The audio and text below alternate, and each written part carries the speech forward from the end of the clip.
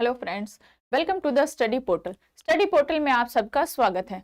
आज की इस वीडियो में फ्रेंड्स हम डिस्कस करेंगे भारतीय संविधान के अंदर जो हमारी सूचियां हैं, जो हमारी लिस्टें हैं, तीनों लिस्टों को डिटेल में हम देखेंगे कि यूनियन लिस्ट क्या होती है, स्टेट लिस्ट क्या होती है, समवर्ती सूची कंकरेंट लिस्ट क्या होती है।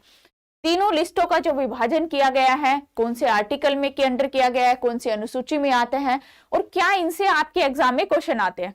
आपने मोस्टली सभी एग्जाम में देखा होगा, चाहे आपके वो किसी भी एग्जाम, कोई भी जॉब की प्रिपरेशन कर रहे हो आप, हर किसी एग्जाम में, चाहे वो जीके में हो गए या आप टीचिंग लाइन से है, किसी भी सब्जेक्ट में एटलीस्ट 1 और 2 मार्क्स का क्वेश्चन यहाँ से आपको जरूर देखने को मिलता है कि संघ सूची के अंदर कौन कौन से विषय आते हैं, उनके विषय दे दिए और पूछा जाता है कि ये राज्य सूची का सब्जेक्ट है या फिर संघ सूची का है या फिर समवर्ती सूची का है।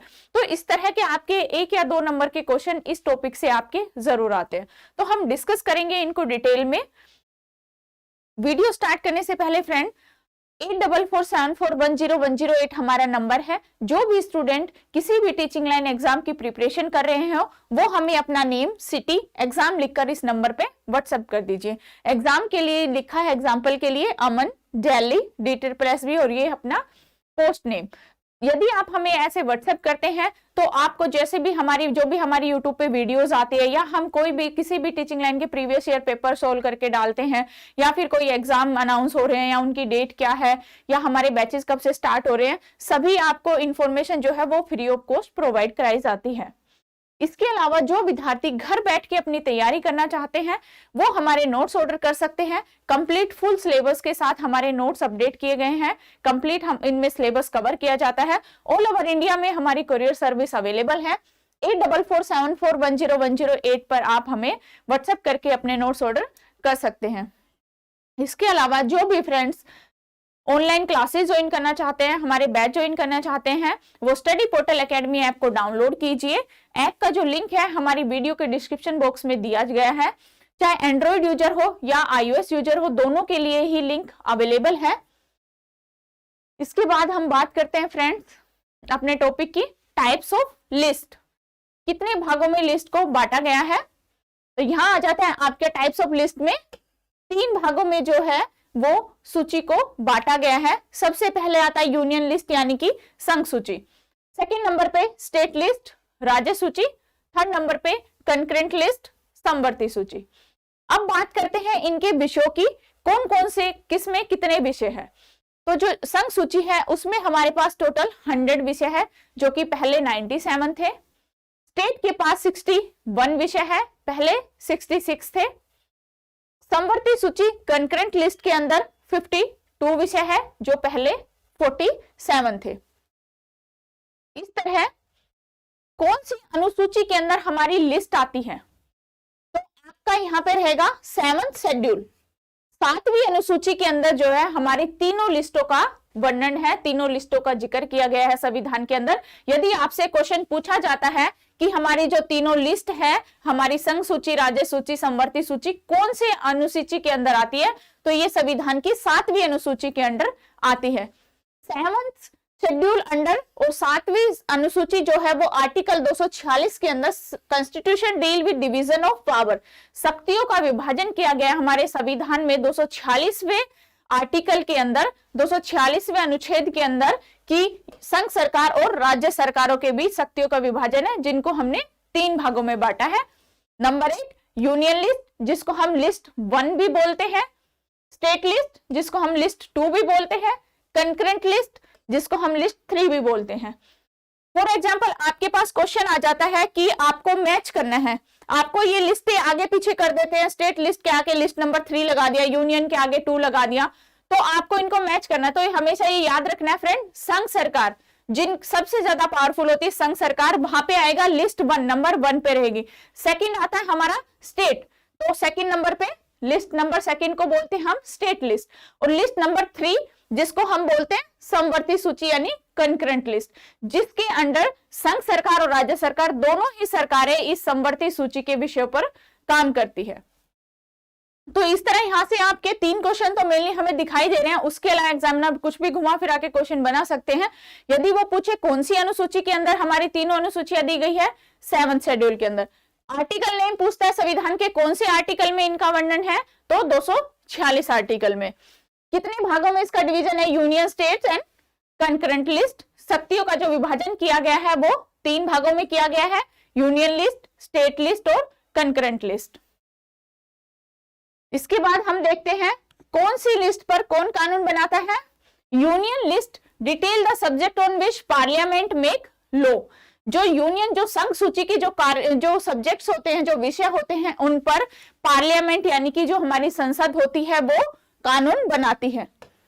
यहाँ पे लिखा हुआ फ्रेंड्स 100 सब्जेक्ट, ओरिजिनली 97, यानी जब स्टार्टिंग में बने थे तो यहाँ पे जो टोटल ओरिजिनल सब्जेक्ट थे वो 97 थे, लेकिन अब इसमें कुछ ऐड किया गया है, तो अब फिलहाल जो सब्जेक्ट है वो है 100, जिन पर कानून बनाने की शक्ति केवल संघ सरकार के पास है।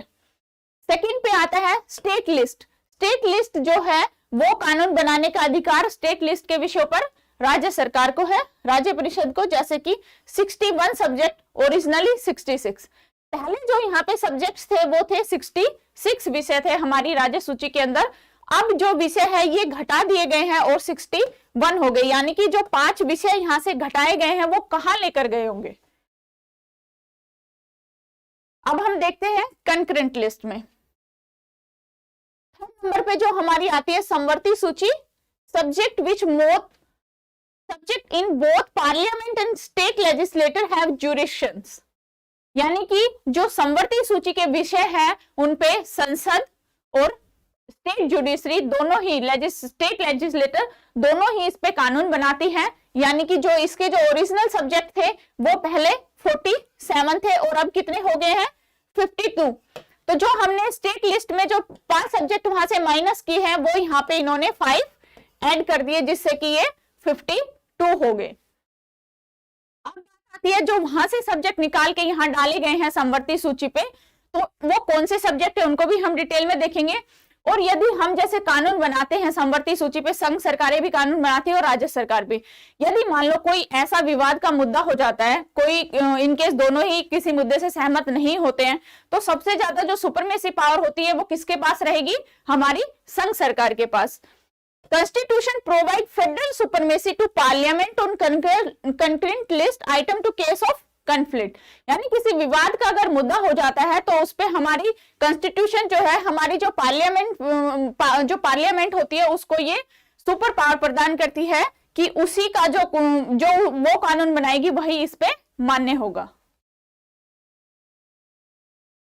सब्जेक्ट्स हमें याद होने चाहिए फ्रेंड, पूछे जाते हैं कि पहले कितने सब्जेक्ट थे, बाद में कितने हुए, कहां से हटा के कौन सी अनुसूची में सब्जेक्ट रखा गया है, तो ये सब चीजें हमें पता होनी चाहिए। इसके बाद हम देखते हैं through the 42nd amendment act 1976, ये जो एक्ट है 42वां संविधान संशोधन 1976, इसको हम मिनी कॉन्स्टिट्यूशन भी कहते हैं। क्या कहते हैं इसको, हम मिनी कॉन्स्टिट्यूशन भी इसको बोलते हैं।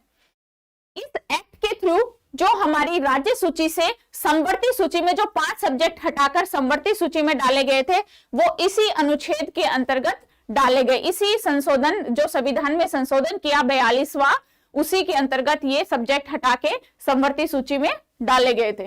जो 5 सब्जेक्ट थे जो ट्रांसफर किए गए स्टेट टू कंकरेंट लिस्ट, मतलब राज्य सरकार से समवर्ती सूची में जो सब्जेक्ट ट्रांसफर किए गए थे उनमें है नंबर 1 एजुकेशन, शिक्षा का विषय, नंबर 2 फॉरेस्ट, आपका फॉरेस्ट जो भी जंगल का विषय है, थर्ड नंबर पे वेट एंड मेजर्स, फोर्थ है protection of wild animals and birds, fifth number पे है एडमिनिस्ट्रेशन ऑफ जस्टिस।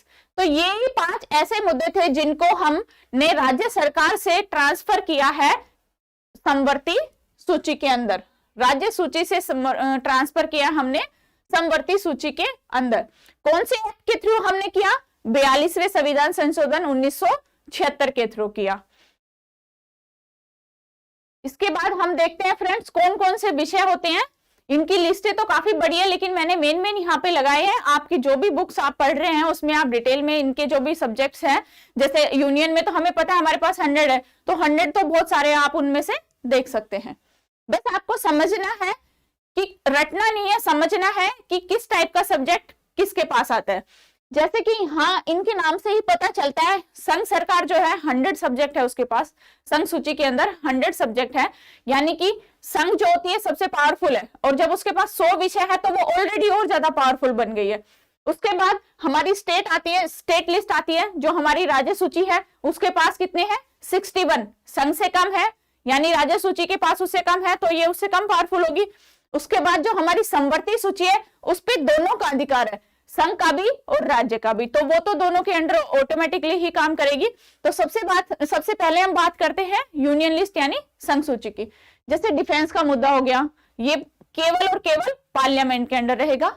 बैंकिंग हो गया, करेंसी से रिलेटेड हो गया, जो भी जैसे बिटकॉइन हो गया, डॉलर का ऊपर नीचे, रुपया का घटना बढ़ना, ये सारे जो पूरा जो भी करेंसी से रिलेटेड जो भी कुछ भी होता है वो सब हमारे संघ सरकार के मध्य रहेगा। फॉरेन अफेयर्स हो गए, कम्युनिकेशन का जो मुद्दा है वो भी हमारी संघ के अंदर पार्लियामेंट के अंदर रहेगा। उसके बाद आते हैं स्टेट गवर्नमेंट। स्टेट लिस्ट में क्या आता है, स्टेट लिस्ट में आता है पुलिस। सभी राज्यों की अपनी अपनी राज्य की जो पुलिस होती है वो सभी अपनी स्टेट राज्य सूची के अंदर आती है। ट्रेड हो गए, जो भी हम व्यापार करते हैं वो सारा राज्य सूची में। एग्रीकल्चर, जो भी खेती से रिलेटेड जो भी होता है, इरिगेशन, ये सारे जो इस टाइप के होते हैं वो हमारी राज्य सूची के अंदर शामिल किए गए हैं।